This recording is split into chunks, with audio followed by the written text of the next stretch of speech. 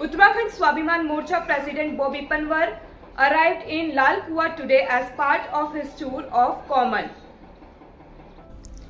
While addressing a press conference, he said that it has been 25 years since the formation of Uttarakhand, but the dreams with which the state was created have still not been realized.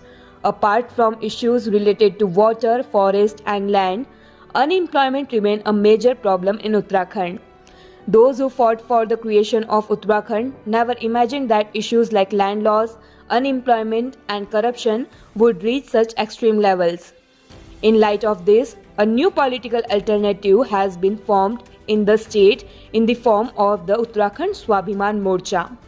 As part of this initiative, discussion seminars are being organized at district headquarters across the state. Subsequently, such seminars will also be held at block and village levels. The first phase of the program will conclude today in Dehradun. कहीं ना कहीं 25 वर्षों से जो उत्तराखंड कहीं ना कहीं जो शहीदों के सपने थे वो आज पूरे नहीं हो पाए।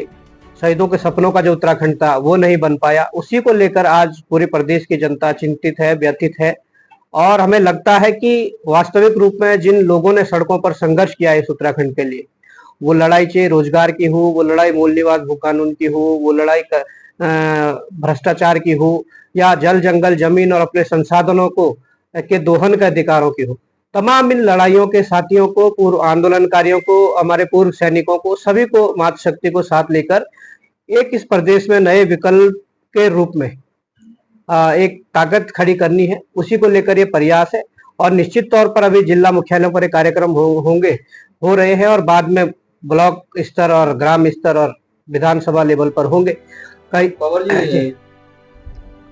The president of the Uttarakhand Swabhiman Morcha targeted the BJP government, saying that the state government has turned Uttarakhand into a laboratory. He stated that although the Uniform Civil Code has been implemented, the concept of life in relationship will greatly harm Uttarakhand's culture, tradition and customs, and its negative consequences will soon be visible. He emphasized that it should be withdrawn. Additionally, he criticized Chief Minister Pushkar Singh Dhami for putting up large hoarding, claiming 3 remarkable years, alleging that crores of rupees of public money have been wasted on the campaign. इस पर विचार करना चाहिए। फिर भी अगर UCC को खत्म किया जा सकता है तो करें, क्योंकि उत्तराखंड को इन्होंने प्रयोगशाला बना दिया है। जिस प्रकार की आप बात कर रहे हैं कि यूसीसी के तहत लिव इन रिलेशनशिप की जो बात है वो बड़ा ही गलत एक मैसेज जाएगा और भविष्य में इसके दुष्परिणाम हमारे सबके सामने होंगे। हमारे बच्चे अगर इस ट्रैक पे चले जाएंगे तो हमारी संस्कृति, सभ्यता, हमारे रीति रिवाज, सारी चीजें इस पर ये खतरा है हमारी संस्कृति पर। तो निश्चित तौर पर आज भी सरकार को चेत जाना चाहिए और इसे वापस करना चाहिए। और कि हमने देखा है कि पुष्कर धामी जी के द्वारा 3 साल बेमिसाल करके बड़े बड़े होल्डिंग और बड़े बड़े पोस्टर लगाकर जनता का करोड़ों रुपए खर्च किया है और कल देहरादून में इतना एक मंच सजाकर करोड़ों रुपए वहां भी जनता का खर्च किया है और वहां से उपलब्धियां गिना रहे हैं कि हमने यूसीसी लाया। तो मैं बताना चाहता हूं और पूछना भी चाहता हूं सरकार से कि यूसीसी की मांग किसने की थी? क्या लाल कुआं से किसी ने की थी? क्या उत्तरकाशी से किसी ने की थी? क्या पिथौरागढ़ से की थी? किसी ने जब यूसीसी की मांग नहीं की तो आप उस उपलब्धि को क्यों गिना रहे हैं? आपने कहा कि हमने 20,000 नौजवानों को 3 साल में नौकरी दे दी।